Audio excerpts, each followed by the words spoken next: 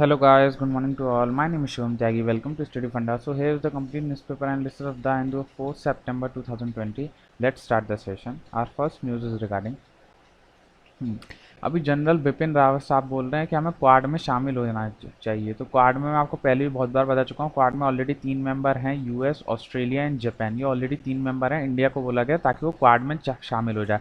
तो क्वाड में शामिल होगा, मैंने आपको बोला था ये क्या करेगा क्वाड की एक नेट सिक्योरिटी प्रोवाइडर बनेगा in the Indian Pacific region. तो वो यही चीज़ बोल रहे हैं ये भी, to ensure freedom of navigation, जाके हमें फ्रीडम ऑफ नेविगेशन मिले, freedom of navigation operation in Indian Ocean region. तो जो मैं आपको बोल रहा था नेट सिक्योरिटी प्रोवाइडर का काम करेगा इंडिया, वही ये बिपिन रावत बोल रहे हैं, इसीलिए हमें क्वाड में शामिल होना चाहिए। तो एक बात तो ये हो गई, अगर पूछे क्वाड में कौन कौन है और किस लिए इंपॉर्टेंट है, ये मैंने आपको बता दी। फिर दूसरी बात कि सीडीएस, ये जनरल बिपिन रावत साहब जो है हमारे सीडीएस हैं, चीफ ऑफ डिफेंस स्टाफ। तो ये चीफ ऑफ डिफेंस स्टाफ ये बने कैसे हैं, तो किस एक्ट के थ्रू बने, तो कोई भी पूछे तो आरटीआई एक्ट है 2005, इसके थ्रू बने हैं। ये थोड़ा एक्सेप्शन वाली चीज़ हो गई, इसीलिए मैं आपको बता रहा हूँ कि सीडीएस पोस्ट किसके अंदर आती है, आरटीआई एक्ट के अंदर। मतलब आरटीआई को मतलब दायर कर सकते हैं सीडीएस के ऊपर, मतलब ऐसे समझ सकते हैं कि अगर किसी को पूछना है कुछ आरटीआई के थ्रू तो इनसे पूछ सकते हैं, ये आरटीआई के अंदर आती है। और सीडीएस जो होते हैं वो हेड होते हैं मिलिट्री अफेयर्स, जो डिपार्टमेंट होता है डिपार्टमेंट ऑफ मिलिट्री अफेयर्स, उसके हेड होते हैं।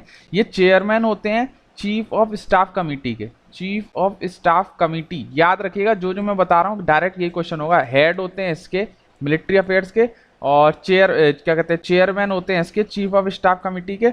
और ये प्रिंसिपल जो एडवाइज़र होते हैं, जो मिलिट्री एडवाइज़र होते हैं डिफेंस मिनिस्टर के, वो भी यही डिफेंस मिनिस्टर के एडवाइज़र जो होते हैं वो भी सीडीएस हैं। तो ये 3 चीज़ें ये सीडीएस क्या क्या है, एक तो हेड है military affairs department of military affairs के, चेयरमैन है चीफ ऑफ स्टाफ कमेटी के, और क्या कहते हैं as a principal military adviser to defence minister, ऐसे आप याद रख सकते हैं। तो सीडीएस का काम ये 3 है। इनकी ये कब तक के लिए बन सकते हैं, तो 65 ईयर्स की एज तक ये बन सकते हैं, up to age of 65 years. तो बस इसमें यही सब याद रखना है। फिर इसमें जो आगे इन्होंने जिक्र हुआ है, ये हुआ है कि हमें कोमकासा का भी फायदा उठाना चाहिए, जो हमने 2018 में साइन करा है बाय इंडियन मिलिट्री। तो ये कोमकासा क्या चीज़ है, मैं आपको पहले भी बता चुका हूँ, मैं फिर से बता दूंगा। फिर एक ये तो आप हमें पता ही है कि इंडिया यूएस का कॉपरेशन हो गया, और हमने अभी भी अलाउ कर दिया 74% एफडीआई इन डिफेंस सेक्टर। तो अब बहुत सारी बाहर की कंट्री इंडिया में पैसा लगाएंगे इन डिफेंस सेक्टर, तो ये भी अच्छी बात है। तो आगे मैं आपको बता देता हूँ कोमकासा क्या चीज़ है। तो देखिए हमने इंडिया और यूएस के मेजरली 3 अभी हमने साइन करे हैं। यूएस जो है वो 4 चीजें ऑफर करता है, लेकिन इंडिया ने वो 3 ही चीज साइन करी है। तो आपको बस इनका नाम याद रखना है, इनका काम याद रखना है, और कैसे किस किस डेट में साइन हुए। तो कभी कभी ना अरेंज करवा लेता है कि सबसे पहले कौन सा साइन हुआ, फिर उसके बाद कौन सा साइन हुआ। तो पहला है जिसोमिया, तो ये security of military information agreement. इसमें कुछ नहीं है, जो भी मिलिट्री के अंदर की इंटेलिजेंस होती है वो एक दूसरे को दी जाती है। तो ये सबसे पहले साइन हुआ है 2002 में।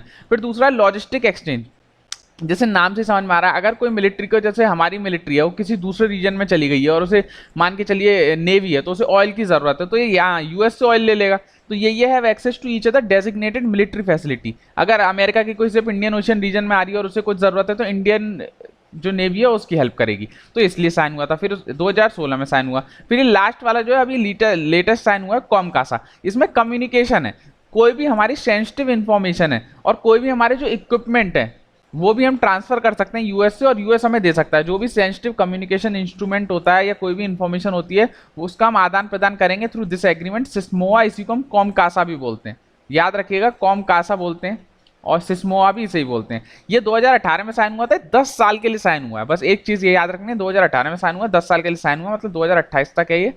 और ये अभी साइन नहीं हुआ है, एक्सेप्शन यही है, याद रखना पड़ेगा आपको बीका ये अभी साइन नहीं हुआ है। सैटेलाइट ऊपर के लिए, ऊपर का डेटा गैदर करने के लिए, तो बीका अभी साइन नहीं हुआ है। तो बस 3 ही साइन हुए हैं, जीएलसी करके आपको याद रखना पड़ेगा, जीएलसी, जिसोमिया, लियोमिया और कॉमकासा, ऐसे याद करना पड़ेगा। ये 2002, 2016, 2018 और ये 10 साल के लिए वैलिड है। बस इतना याद रखेंगे, आपका काम हो जाएगा। इसको बस ये ज़्यादा से ज़्यादा नॉर्थ टू साउथ कह रहा हूँ, सबसे पहला कौन सा आया फिर उसके बाद कौन सा है, ऐसे ही अरेंज करवाएंगे, या इनका पूछ सकते हैं काम क्या होता है, इससे और कुछ नहीं पूछा जाएगा। So next news is relief for borrowers in moratorium case. Moratorium का मतलब होता है रोक लगाना।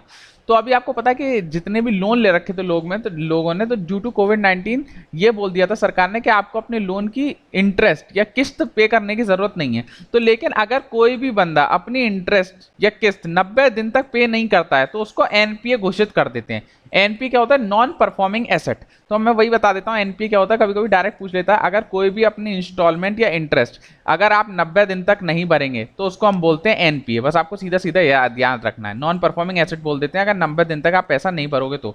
या जो फार्मर है, फार्मर जो लोन उठाते हैं उनके लिए देखा जाता है कि उन्होंने अगर 2 क्रॉप सीजन हो गए और उन्होंने लोन जमा नहीं करा तो वो एनपी हो जाएगा। और कोई बड़ा फार्मर है या मतलब लॉन्ग ड्यूरेशन की क्रॉप है तो उसका 1 क्रॉप सीजन माना जाएगा। अगर शॉर्ट ड्यूरेशन क्रॉप है तो 2 क्रॉप सीजन माने जाएंगे, और लॉन्ग ड्यूरेशन क्रॉप है तो 1 क्रॉप सीजन माना जाएगा। अगर 1 क्रॉप सीजन के अंदर उसने पैसा जमा नहीं करा तो वो एनपीए कहलाएगा। बस आपको 3 कंडीशन याद रखनी है कैसे कैसे एनपीए कहलाया जाता है। मेनली 90 डेज जरूर याद रखिएगा और सब भूल जाए वाली। 90 डेज तक अगर आप पैसा नहीं जमा करेंगे तो वो एनपीए में आ जाएगा। सो इसमें एक चीज़ और बता देता हूँ, ये रहा। एनपीए की 3-4 कैटेगरी और होती हैं, जैसे ये तीन कैटेगरी आप याद रखिएगा। कभी कभी डायरेक्ट पूछ लेता है सब स्टैंडर्ड एसेट क्या होता है, डाउटफुल एसेट क्या होता है, या तीनों को लिख देगा और इनको मैच द कॉलम करा लेगा। तो आप याद रखेंगे अगर कोई भी एनपीए, जैसे एनपीए 90 दिन का हो गया और एनपीए ये 90 दिन कम से कम 1 साल रखा रहा, 1 साल तक और रखा रहा, तो उसको हम बोलेंगे sub standard assets which remains is NPA for less than equal to 12 months. 90 क्या कहते हैं 90 दिन का तो एनपीए हो गए और वो 1 साल तक और लगा रहा, 1 साल तक और नहीं जमा करा तो उसको बोलेंगे सब स्टैंडर्ड एसेट। और 1 साल से ज्यादा चला गया तो उसको बोलेंगे डाउटफुल एसेट्स। ये सब एनपीए की बात हो रही है जब हम लोन ही जमा नहीं कर रहे हैं।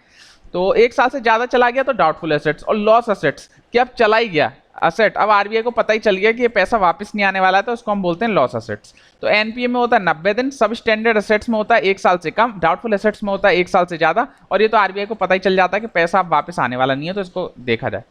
तो बस ये 3 चीज ध्यान रखनी है। कभी कभी डायरेक्ट मैच द कॉलम में होता है तो 1 ईयर, मोर देन 1 ईयर और 90 डेज, ये जरूर याद रखेंगे। तो the next news is Assam rifle आज to shift base from Aizawl. तो मिजोरम गवर्नमेंट बोल रही है कि हमारा जो आपका बेस है आसाम राइफल्स का एक एजवाल में है, उसको शिफ्ट कर दो जोखावासांग। तो ये क्यों, बहुत सारी प्रॉब्लम आ रही है, तो हमें इंटरनल पॉलिटिक्स में नहीं जाना, बस हमें जानना है आसाम राइफल्स के बारे में as exam point of view. तो आसाम राइफल एक तो इंपॉर्टेंट क्यों है क्योंकि ओल्डेस्ट पैरामिलिट्री फोर्स है।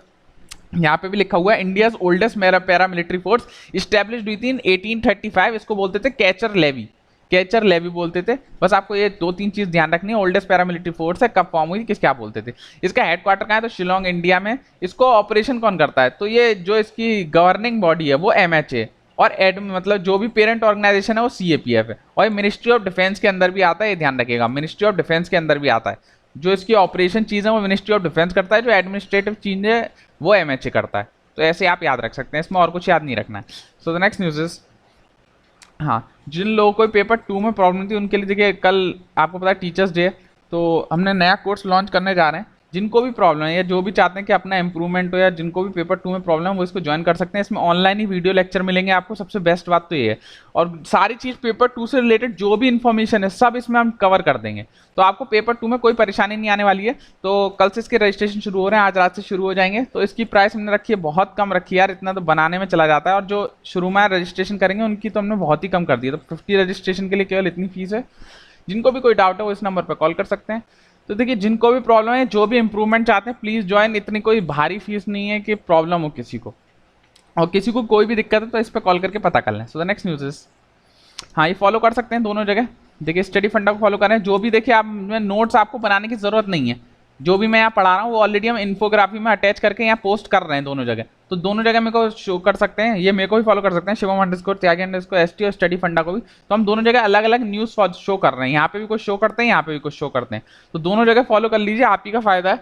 209 सीट्स तो देख लीजिए। सो द नेक्स्ट न्यूज़ इज, हाँ, टेटियम। अब बस आपको याद रखना है, पुल्लीकल्ली फेस्टिवल ये कब मनाया जाता है, तो ओनम के टाइम पे मनाया जाता है, केरला में मनाया जाता है, थिरुसूर डिस्ट्रिक्ट। 3 चीज याद रखनी है बस, ये ऑनलाइन ही अब दिखा रहे हैं। तो पुल्लीकल्ली फेस्टिवल ओनम के टाइम पे होता है, केरला में होता है, केरला के थिरुसूर डिस्ट्रिक्ट में होता है, बस थिरुसूर।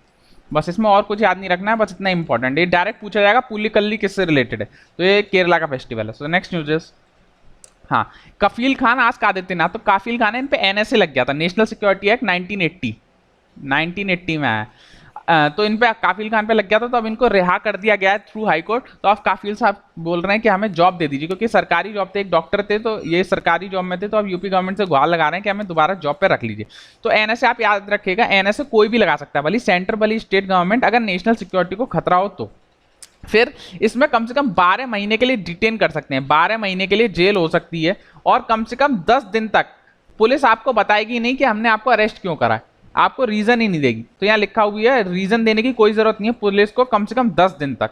तो 10 दिन तक पुलिस रीजन नहीं देगी। वैसे अगर कोई नॉर्मल बंदा अरेस्ट होता है तो 24 घंटे के अंदर उसको रीजन बताना पड़ता है और उन्हीं 24 घंटे में मजिस्ट्रेट के सामने पेश करना होता है, कोई भी अगर पर्सन पकड़ा जाएगा तो। लेकिन ये जो एनएससी किसी पे लगता है तो 10 दिन तक तो पुलिस पे अधिकार है, तो उसको बताएगी नहीं कि हमने आपको अरेस्ट क्यों करा है, और कम से कम 12 महीने की जेल हो सकती है। अच्छा, ये बोलेंगे तो ये आता कहाँ से है जो एनएससी है? तो आपने पढ़ा होगा फंडामेंटल राइट्स जो आपने पढ़े हैं उसमें आर्टिकल 22 है एक प्रिवेंटिव डिटेंशन करके। तो एनएससी क्या है? एनएससी एक प्रिवेंटिव डिटेंशन का ही पार्ट है। आप जाइए पढ़िए, अगर नहीं पढ़ा है तो आर्टिकल 22 जो फंडामेंटल राइट है उसमें प्रिवेंटिव डिटेंशन लिख रहा है, तो एनएससी एक प्रिवेंटिव डिटेंशन ही है। उसमें बोला जाता है कि हम अरेस्ट कर सकते हैं किसी को भी कोई बिना बताए, और कम से कम 3 महीने के लिए भी अरेस्ट कर सकते हैं, उसमें ये लिखा हुआ है। तो NSA is a type of preventive detention. तो आज जाके आप आर्टिकल 22 प्लीज रीड करिएगा।